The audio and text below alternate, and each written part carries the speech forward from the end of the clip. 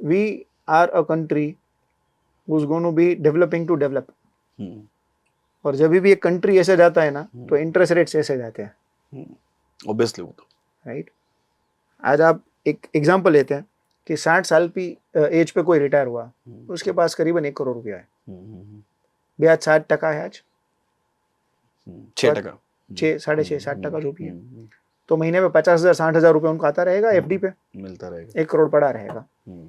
अभी वो जब 10 साल के बाद 70 साल के भी हो जाएंगे तो रिक्वायरमेंट 50,000 60,000 रहेगी कि 1 लाख हो जाएगी? रिक्वायरमेंट बढ़ जाएगी. रिक्वायरमेंट 1 लाख हो जाएगी. 50,000 जो थी 10 साल में. एक तो उनकी एज बढ़ गई, दवाइयों के खर्चे बढ़ गए, और डिस्ट्रीब्यूशन फेज में बच्चे भी बड़े हो रहे हैं, बच्चों के बच्चे भी बड़े हो रहे हैं, तो उनकी भी रिक्वायरमेंट बढ़ रही है. राइट.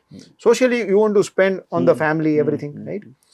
तो 60 साल से 70 साल तक 10 साल आपने एफडी रखा, तो अब सिचुएशन ये आएगी कि आपकी खर्चे जो है वो 50,000 से लाख हो गए और आपकी एफडी तो 1 करोड़ की 1 करोड़ है. और 10 साल के बाद हो सकता है कि रेट जो है इंटरेस्ट का वो 60% की बजाय 4% हो जाए. हो सकता है, क्योंकि अमेरिका में है ही नहीं फिक्स डिपॉजिट पर कोई इंटरेस्ट रेट. तो अब क्या करेंगे? डेवलप्ड कंट्री है, या कहीं होगा भी तो 1-1.5% या 2% के आसपास कहीं है.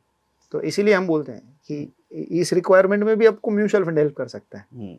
आपको करना क्या है सर, आप जब एफडी में पैसा डाल के रखने वाले हो 10 साल, रिन्यू करते रहने वाले हो 3-5 साल पे, ब्याज लेने वाले हो right, you do it with mutual funds.